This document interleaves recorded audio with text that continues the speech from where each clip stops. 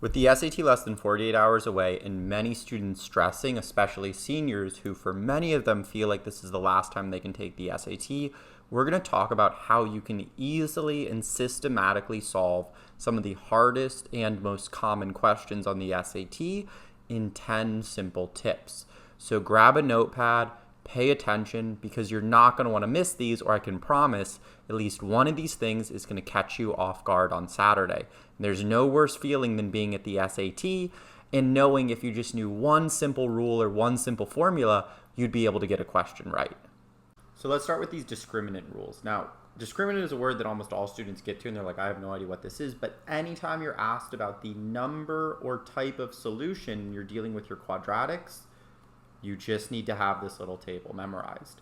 As long as you have this memorized, you have this problem in the bag. It's going to be really easy for you. So pretty simply, we'll walk through this example. We're going to set the two equations equal to each other. We're going to add 3 over. So what we're going to get is 0 equals x squared plus 10x plus a plus 3. Well, the a value is going to be 1, the b value is going to be 10, and the c value is going to be a plus 3.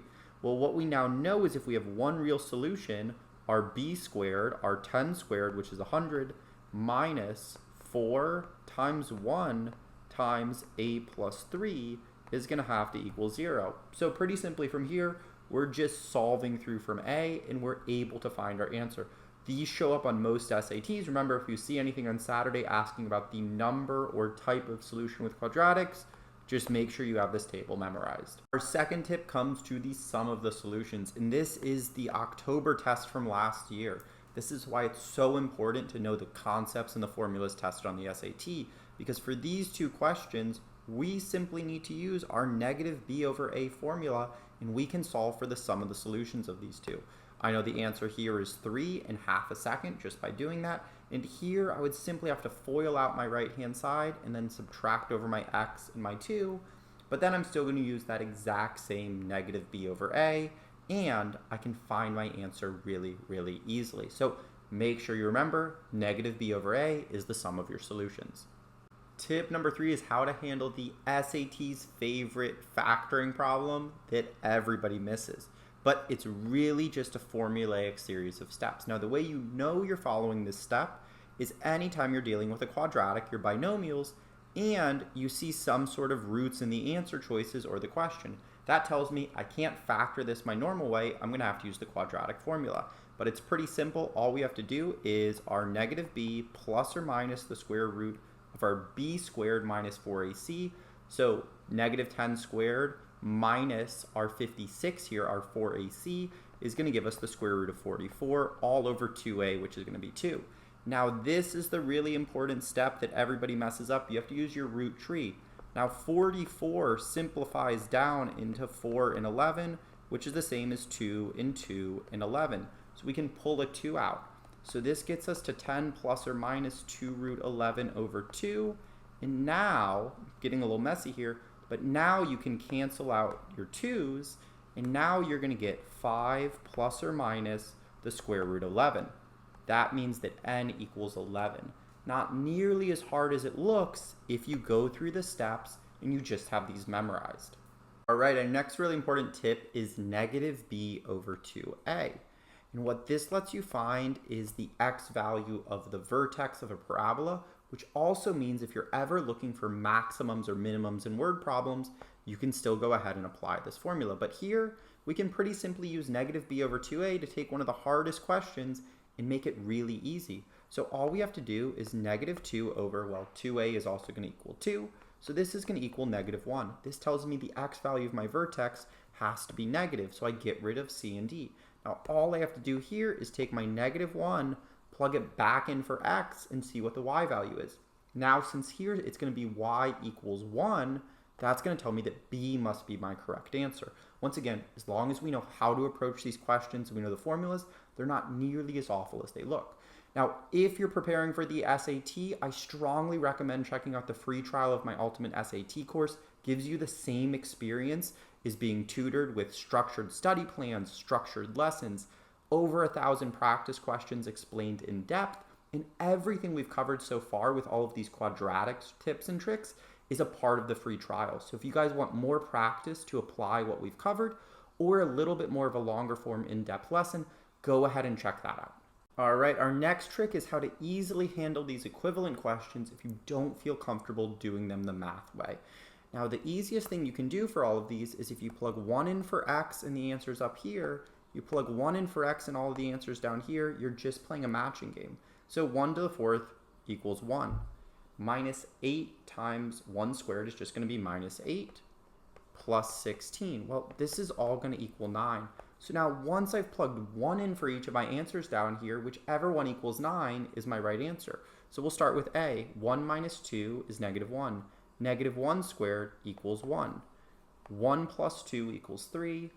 3 squared equals 9. Well, 1 times 9 equals 9, and we can find our answer really easily. This shows up on 95% of SATs, and it gives you a super easy way of handling a question that otherwise you might not normally be able to find the right answer to. All right, our next tip is how to handle these special system of equations questions that the SAT loves and leaves almost all students scratching their head, but there's a really easy way to solve these. Now, if you're looking for no solutions, and this once again is taught in depth in the free trial of my course, but all you actually have to do is set up a ratio. You take your x coefficient to your y coefficient equals your x coefficient to your y coefficient. Because the slopes must be the same, the ratios of those x and y coefficients must also be equivalent. So here, this question is as simple as negative 3 over 1, our x coefficient to our y coefficient, equals a over 2, our x coefficient to our y coefficient. We just cross multiply, and we're going to get that a equals negative 6. Easy peasy once we know how to do it. All right, our next tip is how to handle the SAT's infinitely many solution questions. These just trip a lot of students up, but in reality, they're actually way easier than they look. Now, for infinite solutions, all you're thinking about is the lines must constantly be intersecting. What this really just means is the lines have to be identical. Now, the only way the SAT can make them not look identical to you is if they are a perfect multiple of each other. So they're not going to look the same, but if you put them in y equals mx plus b form, they would actually be the exact same. Now, the easiest way you can approach these rather than putting everything in y equals mx plus b form is just look for one of these equations you have to be able to multiply by some number, and has to perfectly match up with the other equation. And D is the only instance for 29 where that's the case. If we multiply the top one by negative 3, it's perfectly identical as the bottom one. So infinite solutions, just remember everything must be the same. Now, one extra pro tip, because you may see this on Saturday, is if you are looking for one solution, the only requirement you have of the lines is that the slope must be different.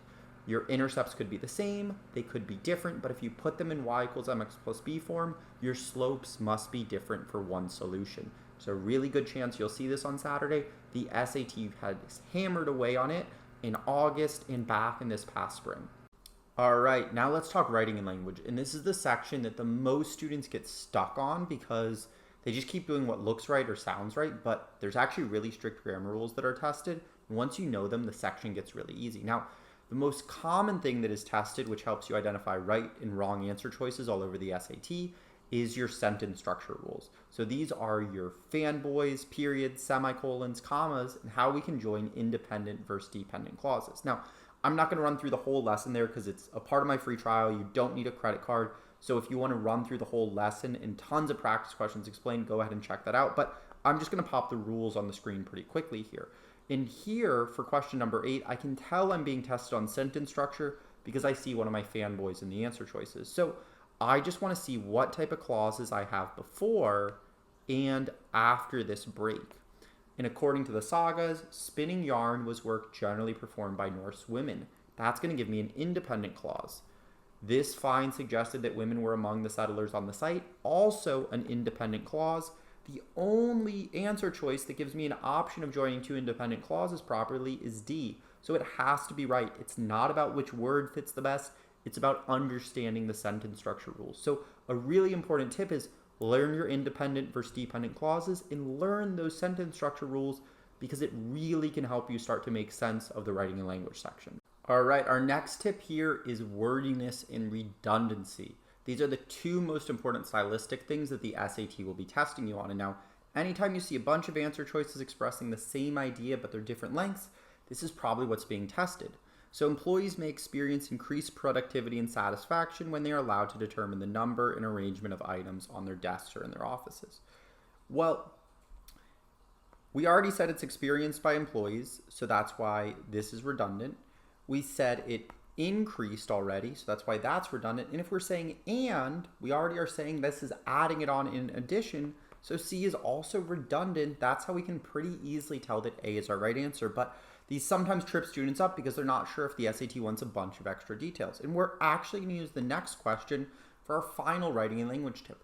This is if you see two commas surrounding something, the simplest thing you can do is see if you can pull out the information between the two commas, and if the sentence sounds okay, it's almost always right. Now, this is something that I go into a lot more in depth, but I'm not going to have the time to in this video. But pretty simply here, if I want to see if A is correct for 28, I should be able to take all of this information out. And I can say, the psychologist asked some participants to do administrative tasks. This makes perfect sense. So as soon as you go to pull stuff out, if it works, gives you a really easy way of dealing with one of the most common types of comma questions, which is around appositives and what we also call in our course extra information. But the grammar section, this writing and language, it's really all about learning the rules. As long as you put in the time to learn the rules, this section becomes really black and white for what's right versus wrong. All right, so one really quick tip which can make your life a lot easier on the reading section is, what are we allowed to infer? So anytime you see the keywords of infers, suggests, assumes, implies, most likely, or like best characterizes, this is an inference question. And what you're going to see is the evidence is going to be demonstrated, but it always has to be in the passage. Now, the reason so many students get tripped up on these questions is they start bringing in a bunch of their own life experiences or for stuff that generally would make sense for them. But for the SAT to have a valid test, you cannot have different people having different life experiences and different opinions on what you could logically infer. Everything is bound by it has to be in the paper on the test. So if you ever feel like you're inferring something and you look back at the test and you don't have evidence for it, that's telling you that you're going to be finding a wrong answer. It's not going to be explicitly stated in there, but you are going to have some piece of evidence which is very clearly demonstrating what is going to be the correct answer. Now, the only other quick pro tip I'll give you is a single word in an answer choice is enough to invalidate the entire answer choice. So if you find one word that's a little too specific or a little too detailed on your SAT, that is enough to knock off the entire answer choice. Now, I hope you guys do really well on this October test. Like, subscribe, definitely check out the free trial of my SAT course. There's a ton more helpful content in there that can get you prepared.